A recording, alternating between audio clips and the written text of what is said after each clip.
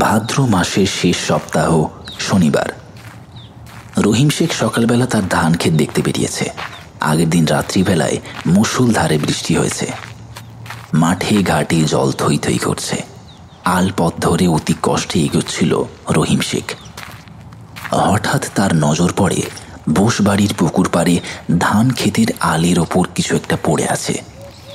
কাছে এসেই চিৎকার করতে লাগলো, হে আল্লাহ, সাত সকালে এ কি দেখালে? বলেই বোসবাড়ির উঠোনে এসে ডাকাডাকি শুরু করে দিল। কাকি, ও কাকি, বাইরে এসে দেখো কি হয়েছে। কাকা, ও কাকা। তখন মাত্র সকাল 6টা বাজে। বাড়িতে বেশিরভাগ সদস্যই তখন ঘুমিয়ে। একমাত্র বোস গিন্নি উঠে সকালে কাজ করছিলেন। উনি এগিয়ে এসে জিজ্ঞেস করলেন, কি হয়েছে কি রহিম? এই কাক ভরে চিৎকার করছিস কেন?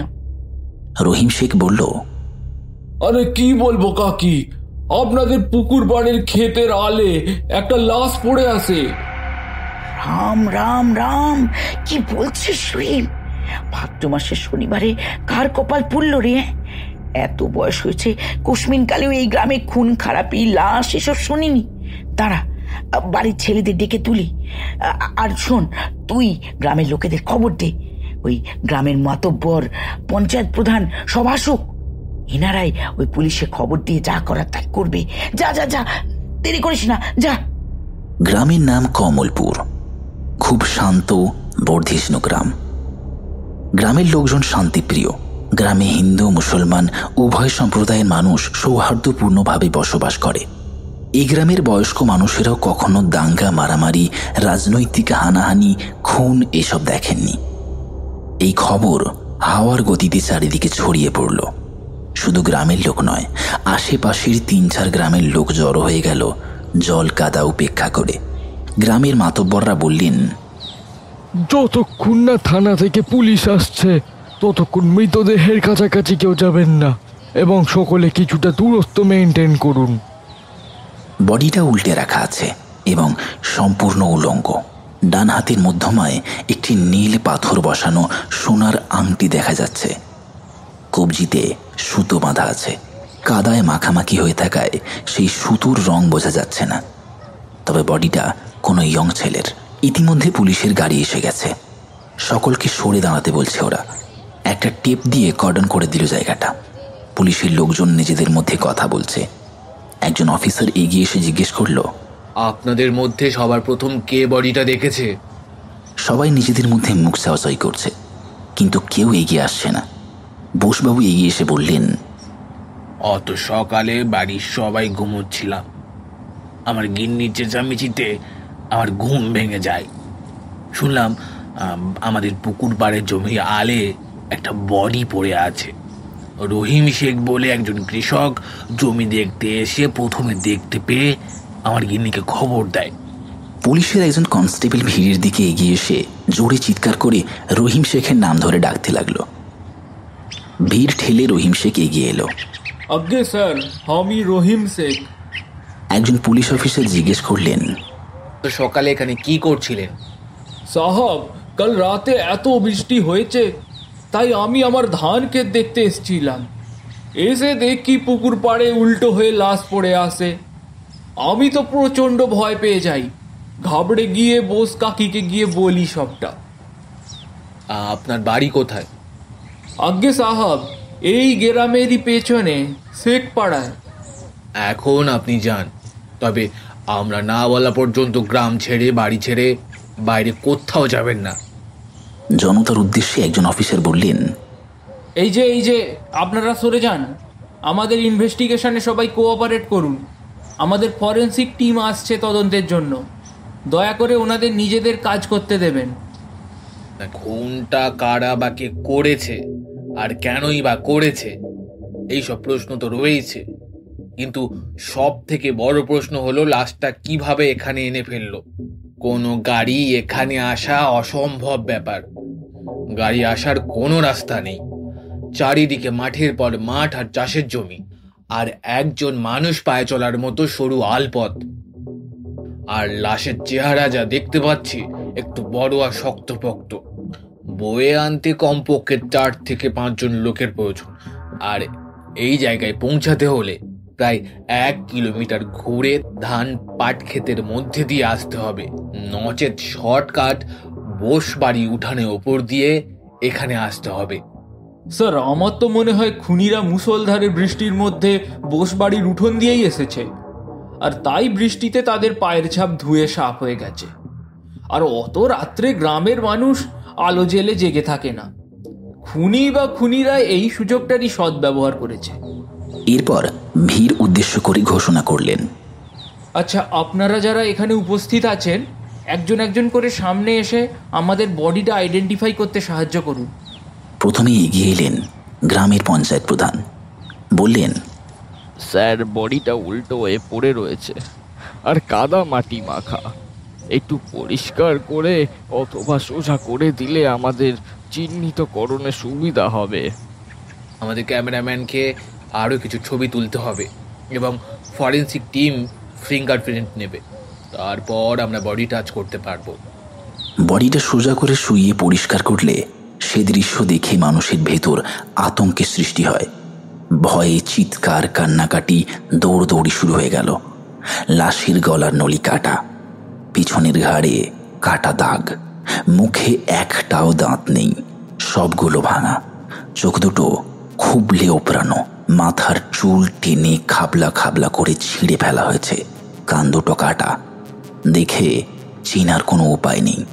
কেউ কেউ লাশ দেখে ভয়ে দৌড়ে পালিয়ে যেতে লাগলো। এরকম বিভৎস বিকৃত খুন বোধহয় পৃথিবীর ইতিহাসে কম আছে। পুলিশের অনুমান খুনিরা একাধিক জন ছিল। খুনটা সম্ভবত রাত 12টা থেকে 2টোর মধ্যে হয়েছে। ভিড় কমে গেছে। ভয়ে আতঙ্কে সবাই যে যার বাড়িতে চলে গেছে। গ্রামের কিছু মাতব্বর টাইপের লোক আর বোসবাড়িটা যেহেতু পুলিশের লোকজন ব্যবহার করছে, সেই কারণে বোসবাড়ির সব পুরুষেরা পুকুর পাড়েই ছিলেন। বিশেষ করে বাড়ির কর্তা অমল বোস, উনি সকাল থেকেই পুলিশকে সহযোগিতা করছেন। পুলিশের কাজ সেদিনের মতো প্রায় শেষের দিকে। তখনও পর্যন্ত বডি শনাক্ত হয়নি। এরপর বডি প্যাক করে মর্গে পাঠানোর পালা।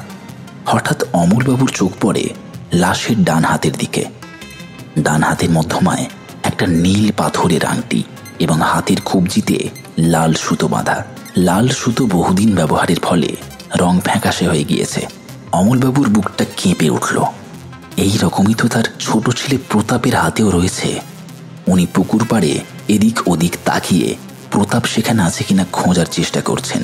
যখন সেখানে দেখতে পেলেন না, সোজা সেজ ছেলে সোমনাথকে ডেকে বললেন, দেখ, প্রতাপকে তো এখানে দেখতে পাচ্ছি না। এত বেলা হলো, এখনো তো ঘুমাবে না। কোথায় আছে ডেকে নিয়ে আয় তো। সোমনাথ মিনিট 5 মধ্যেই ফিরে এলো। সে বলল, বাবা বাবা, প্রতাপের ঘরে দরজা ভেজানো। প্রতাপ ঘরে নেই।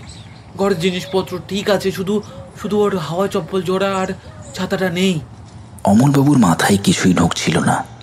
বৃষ্টি তো ভোর 4টের দিকে থেমে গেছে, আর 6টার সময় বাড়ির লোকজন ঘুম থেকে উঠে পড়েছে। তার মানে ও ছাতা নিয়ে বৃষ্টি চলাকালীন বের হয়েছে। তাহলে এই অন্ধকার বৃষ্টির মধ্যে জল জঙ্গলের রাস্তা ছেলেটা গেল কোথায়? অমলবাবু পুলিশকে জানালেন যে ওনার ছোট ছেলে প্রতাপ বাড়িতে নেই। ওর ঘরের দরজা ভেজানো, ঘরের ভেতর কেউ নেই। এত হইচই শুনে এখানেও আসেনি। বুঝতে পারছেন না ছেলেটা কোথায় চলে গেল। পুলিশ অফিসার কথাটা শুনে ভুঁড়ো কুঁচকে অমলবাবুর দিকে তাকালেন। সত্যি তো, পাশাপাশি গ্রামের মানুষজন জড়ো হয়েছে, অথচ এই বাড়ির ছোট ছেলেটা গেল কোথায়? ওনাদের বাড়ির উঠোনে পুলিশের গাড়ি, চারিদিকে এত চেঁচামেচি। ব্যাপারটা ঠিক মনে হচ্ছে না। কোথাও একটা গন্ডগোল আছে, হিসেব মিলছে না। অফিসের কয়েকজন কনস্টেবলকে নিয়ে স্থানীয় লোকের সঙ্গে সম্ভাব্য সমস্ত জায়গায় প্রতাপকে খুঁজতে পাঠালেন। ঘণ্টা 2 খোঁজার পরেও প্রতাপকে কোথাও পাওয়া গেল না। সবাই ব্যর্থ হয়ে ফিরে এলো। এবার অমলবাবুর বুকটা মোচড় দিয়ে উঠল। তিনি কোকিয়ে কেঁদে উঠলেন।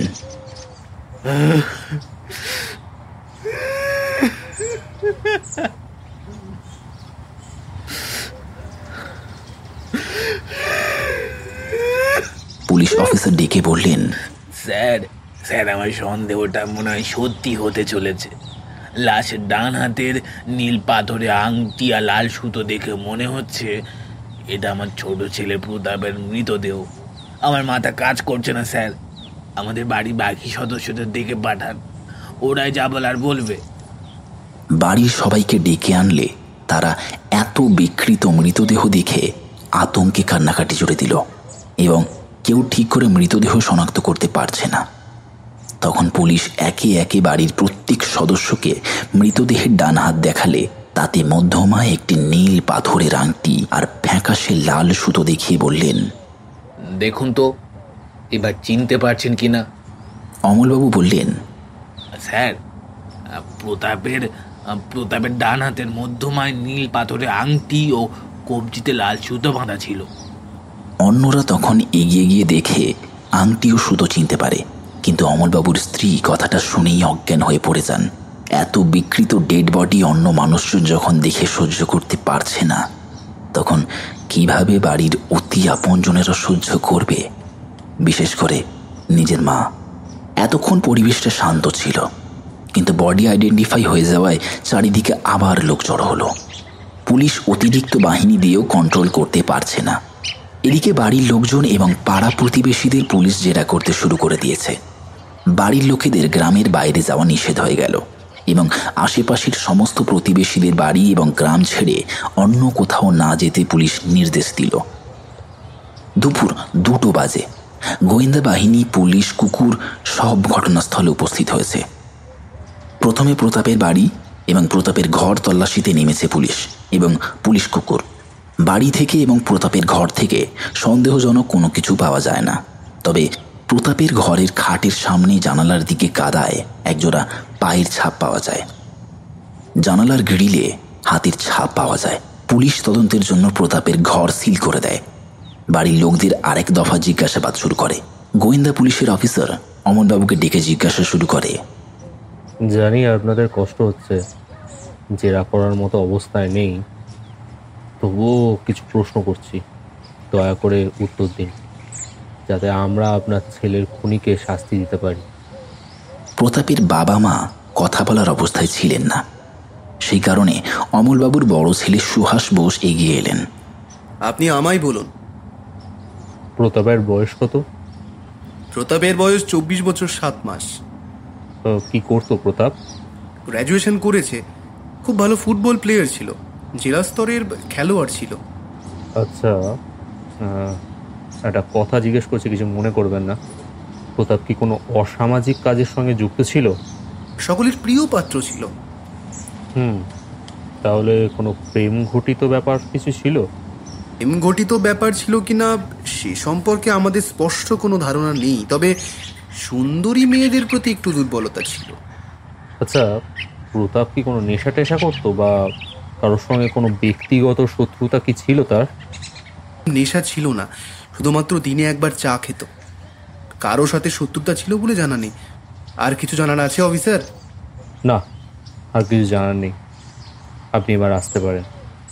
প্রতিবেশীদের জিজ্ঞাসাবাদ করলে তারাও সকলেই এক বাক্যে প্রতাপকে ভালো ছেলে এবং পরোপকারী ভদ্র বলেই জানান। পুলিশ গোয়েন্দাদের মাথায় ঢুকছে না, তাহলে এরকম নারকীয়ভাবে ছেলেটিকে কে বা কারা খুন করলো এবং কেন? গোয়েন্দারা পুলিশের কুকুর নিয়ে তল্লাশি শুরু করলে কুকুরটি প্রতাপের ঘরের জানালার নিচে দাঁড়িয়ে প্রচণ্ড চিৎকার শুরু করে। সেখান থেকে ঠিক পাশে শামশের মোল্লার বাড়ির দিকে টেনে নিয়ে যায় এবং সেখানে গিয়ে উঠোনের কোণে একটা ঘরের সামনে গিয়ে ঘেউ ঘেউ আওয়াজ করতে শুরু করে আর ঘরটার চারিদিকে বন বন করে ঘুরতে থাকে। তখন তদন্তকারী টিমের সদস্যরা বাড়ির প্রত্যেকটা লোককে উঠোনে জড়ো হতে বলে। শামশের মোল্লা সহ বাড়ির সদস্য সংখ্যা 10 জন। শামশের মোল্লার বৃদ্ধ বাবা মা, 3 ছেলে এবং একটি মাত্র মেয়ে। 2 জন সবসময়ের কাজের লোক এবং শামশের মোল্লা এবং ওনার স্ত্রী সাজিয়া বেগম। আশ্চর্য, পরিবারের লোকজন উঠোনে জড়ো হলে পুলিশ কুকুর শামশের মোল্লা, বড় ছেলে সাজেদ, মেয়ে শবনম এবং কাজের লোক খালেক এবং নাদিমের গায়ে ঝাঁপিয়ে পড়ে ঘেউ ঘেউ করেই যাচ্ছে। কোনোভাবে থামানো যাচ্ছে না। ঘটনাস্থলে এসপি মিস্টার অরণ্য বাগচি উপস্থিত ছিলেন। উনি 5 জনকে আলাদা করে পুলিশ কাস্টাডিতে নিতে বললেন জেরা করার জন্য। প্রথম সন্দেহভাজন মেয়েটি, কারণ মেয়েটি বয়স অল্প এবং দেখতে বেশ সুন্দরী। মনে হয় প্রতাপের সঙ্গে মেয়েটির কোনো প্রেম ঘটিত সম্পর্ক তৈরি হয়েছিল। শবনমকে এসপি সাহেব প্রশ্ন করলেন, কাল রাত্রে আপনি কোথায় ছিলেন এবং কখন ঘুমিয়েছিলেন? হ্যাঁ স্যার, কাল রাতে প্রচণ্ড বৃষ্টি হচ্ছিল, তাই বাড়িতেই ছিলাম এবং ওই রাত 10টা নাগাদ করে ঘুমিয়েও পড়েছিলাম। আপনি কি করেন?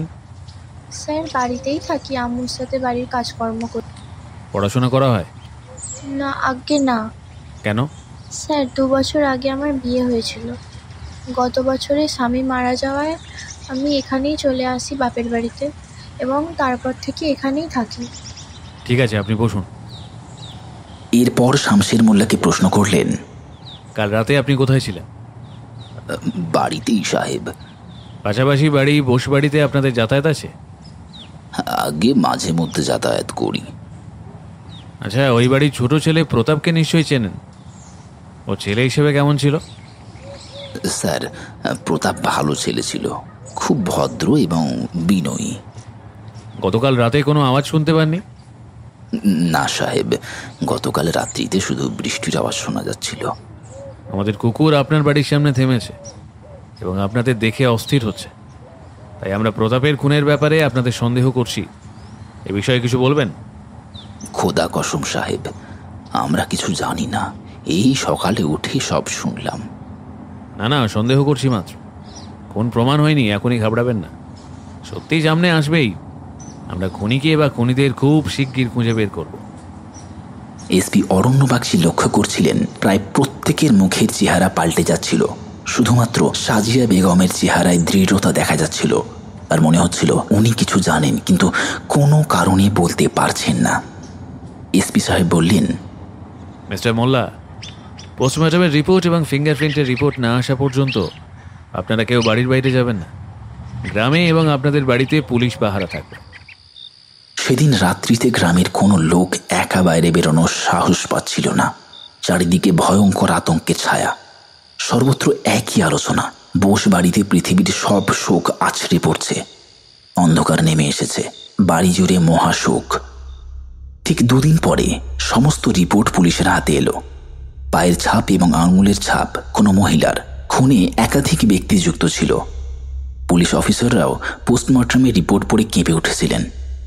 পৃথিবীর ইতিহাসে বিরল নৃসিংহ খুনগুলির একটা প্রতাপ মার্ডার মিস্ট্রি। রিপোর্টে বলা হয়েছে 2 হাত পিছনে মুড়ে বাঁধা ছিল, তার দাগ পাওয়া গেছে। বডির প্রত্যেকটা জয়েন্ট ভাঙা, প্রত্যেকটা দাঁত উপড়ানো, চোখ উপড়ানো, ঘাড়ের শিরা চাকু দিয়ে পেঁচ দিয়ে কাটা, গলার নলি কাটা, খাবলে খাবলে চুল তুলে নেওয়া হয়েছিল এবং সর্বশেষে যৌনাঙ্গ বিকৃত করে দিয়েছিল খুনিরা। ভিকটিমের উপর প্রচণ্ড আক্রোশ না থাকলে এইভাবে নৃশংস খুন করা সম্ভব নয়। গোয়েন্দা বিভাগের প্রধান সমীর মিত্র এবং এসপি অরণ্য বাগচি নিজেদের মধ্যে আলোচনা সেরে নিচ্ছেন। সন্দেহভাজনরাই খুনি ওনারা কনফার্ম করে ফেলেছেন। প্রথমত, প্রতাপের ঘরে কোনো সন্দেহজনক তথ্য পাওয়া যায়নি। খুনের রাত্রে পূর্ব পরিচিত কেউ জানালা দিয়ে ডেকে নিয়ে যায়, সেই জন্য শুধু ছাতা আর হাওয়াই চপ্পল পরে দরজা ভেজিয়ে কাউকে কিছু না বলে বেরিয়ে যায়। দ্বিতীয়ত, বড় রাস্তা দিয়ে ঘুরে ক্ষেতের মধ্যে দিয়ে ভারী ডেড বডি দূর থেকে এনে এখানে ফেলা অসম্ভব। কাছাকাছি বাড়ির লোকের পক্ষেই বোস বাড়ির উপর দিয়ে গিয়ে পুকুর পাড়ে ফেলা সম্ভব।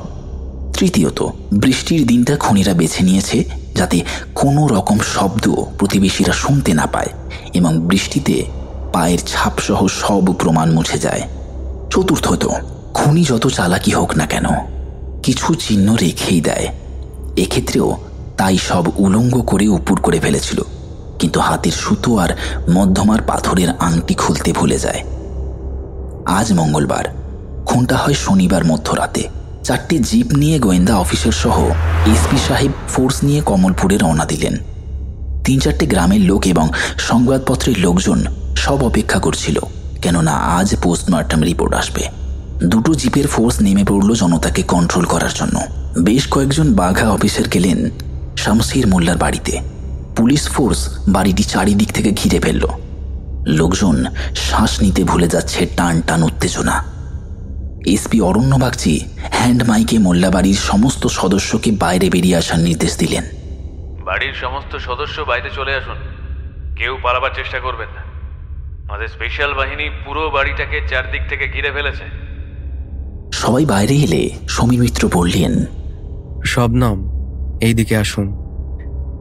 শবনমের ফিঙ্গারপ্রিন্ট মিলিয়ে দেখলেন প্রতাপের ঘরের জানালায় পাওয়া হাতের ছাপ এবং কাদায় একজোড়া পায়ের ছাপ পাওয়া গিয়েছিল। সেটা শবনমের সাথে মিলে যাচ্ছে।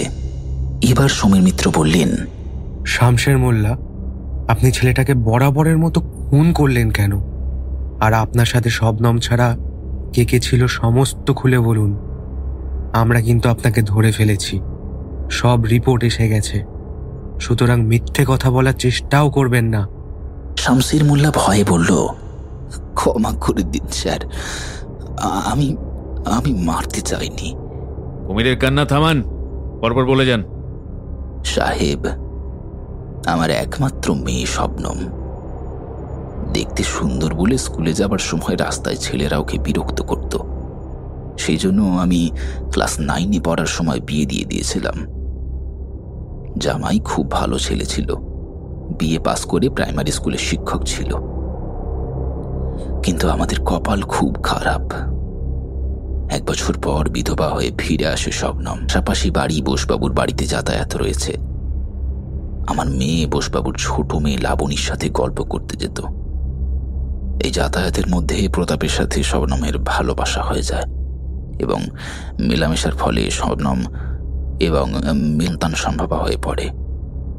আমার স্ত্রী জানতে পেরে দুজনকেই গোপনে সাবধান করে দেয়। ওর আম্মু বর্ধমান শহরে শবনমের খালার বাড়িতে নিয়ে অপারেশন করে নিয়ে আসে।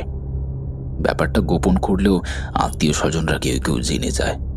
প্রতিবেশীরা ওদের মেলামেশার ব্যাপার নিয়ে কানাঘুষো করে। সব থেকে বড় কথা সাহেব, আমরা ভিন্ন ধর্মের। পড়লে আমার মেয়ের বদনাম ছড়িয়ে পড়লে দ্বিতীয়বার ওর বিয়ে দিতে পারবো না। মেয়েকে ওর আম্মু আর দাদি চোখে চোখে রাখত। কিন্তু ওই প্রতাপ প্রায় প্রতিদিন রাতে কোনো না কোনোভাবে শবনমের সঙ্গে দেখা করত।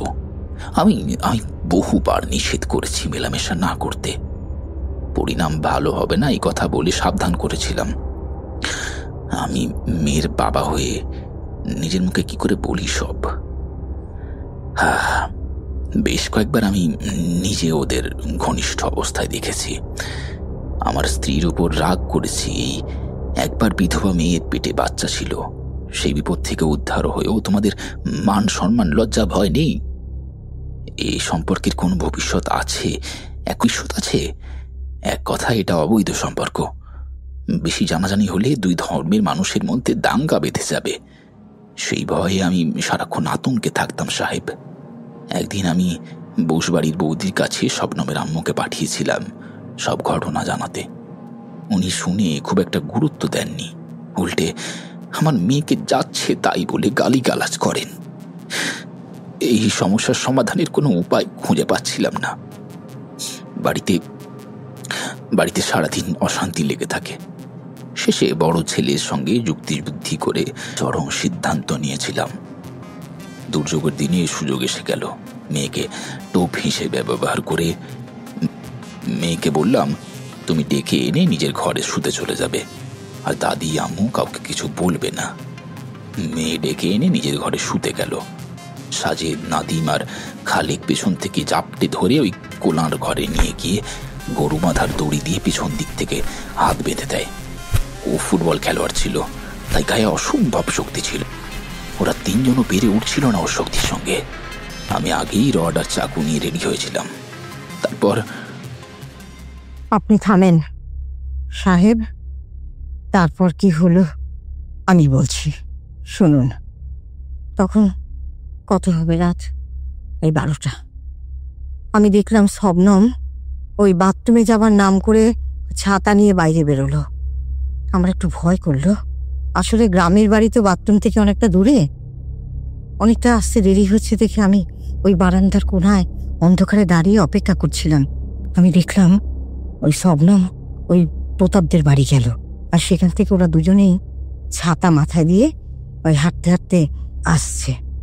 আর প্রতাপের গায়ে ছিল স্যান্ডো গেঞ্জি আর পরনে লুঙ্গি আর পায়ে হাওয়াই চপ্পল। আমাকে শবনম দেখতে পায়নি। দেখলাম শবনম প্রতাপকে নিয়ে ঘরে ঢুকে দিল। এবার ওরা প্রতাপকে কুকুরের মতো টেনে ঘরের কোণা নিয়ে গেল, টেনে হেঁচড়ে ঢোকালো। তারপর ওর আব্বু দরজা বন্ধ করে দিল। আমি মাথায় আঁচল দিয়ে, দরজারে ফুটো দিয়ে, প্রায় সবটাই দেখেছি সাহেব। হ্যাঁ, সবটাই। বিশ্বাস করুন, রাস্তার পাগল কুকুর কেউ কেউ এরকম ভাবে মারে না। ওকে তিলে তিলে ওকে কষ্ট দিয়ে মারছে, বিভৎস মার, নৃশংস অত্যাচার। এত যে তিলে তিলে কষ্ট দিয়ে ছেলেটাকে মেরে ফেললো। হ্যাঁ, মরে গেল প্রতাপ আমার চোখের সামনে। সাহেব ওরা কষাই, ওরা মানুষ না। ওদের সবগুলোকে ফাঁসিতে ঝুলিয়ে দিন। হ্যাঁ, ওদের শাস্তি চাই, ফাঁসি চাই। জানেন, আমি ওর আব্বুকে অনেকবার বলেছিলাম আমাকে একটু সময় দিন, আমি ওদের বুঝিয়ে বলবো। দেখুন, ঠিক ওদের আলাদা করে দেব, ভাববেন না। কিন্তু তর্স হইল না, না একটুও তর্স হইল না। ওরা ছেলেটাকে জানে খতম করে দিল। আবার চোখের সামনে আমি দেখলাম। জানেন, ছেলেটা বাঁচার জন্য কি আপ্রাণ আমরণ চেষ্টা করলো। হাত পা মুখ সব বেঁধে দিয়েছে। কষে ধমক দিলেন এসপি সাহেব। সাজিয়াই বিবি বলতে শুরু করলেন, আমি আমার কিছু করার আছে, কিন্তু আমি কি করবো, কিভাবে আমি ছেলেটাকে বাঁচাবো?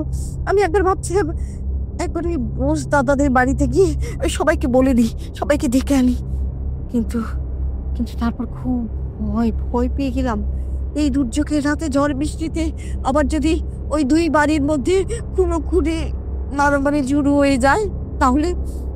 আর তাছাড়া আমি যে দেখেছি, আমি যে এসব জানি, এসব জানতে পারলে ওরা তো প্রমাণ লোপাটের জন্য আমাকেও শেষ করে দিতে পারে। হ্যাঁ, ওটা তো আমার ভয় ছিল, জানেন সাহেব। ওরা নিষ্ঠুর ভাবে পেরে ফেলে দিল, আমি কিছু করতে পারলাম বলে কাঁদতে কাঁদতে জ্ঞান হারিয়ে মাটিতে পড়ে গেলেন। উপস্থিত সকলের এতক্ষণ নিঃশ্বাস বন্ধ করে সমস্ত ঘটনা দেখছিল। এসপি অরণ্য বাগচি অফিসারদের অর্ডার দিলেন শবনম সহ অন্যান্য 4 জনকে অ্যারেস্ট করে কোর্টে চালান করে দিতে, এবং মাস্টারমাইন্ড শামশির মোল্লাকে এসপি সাহেব বললেন, জান মোল্লা সাহেব, দেখুন আপনার জন্য কি অপেক্ষা করছে, যাবজ্জীবন নাকি ফাঁসি।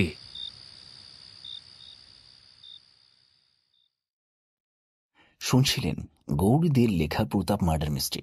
গল্প পাঠে মিনহাজুল, অন্যান্য চরিত্রে Atanu Bhattacharya, Diptadip Das, Mousumi Chandra, Aditya, Chandan, Tuhin, Achyuta, Sayak, Riya, Krishnakoli, Anirban. Poster design Minhajul, sound design এবং special effect dream night production.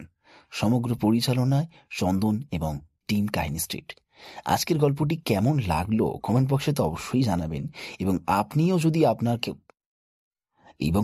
যদি আপনার কোনো লেখা শুনতে কিংবা শোনাতে চান তাহলে আমাদেরকে মেইল করতে পারেন kahini517@gmail.com। আর হ্যাঁ, আমাদের প্রেমের গল্প শুনছেন তো? প্রেম নোটিফিকেশন প্রত্যেক মাসের প্রথম এবং তৃতীয় সপ্তাহে রবিবার শুধুমাত্র কাহিনী স্ট্রিট ইউটিউব চ্যানেলে।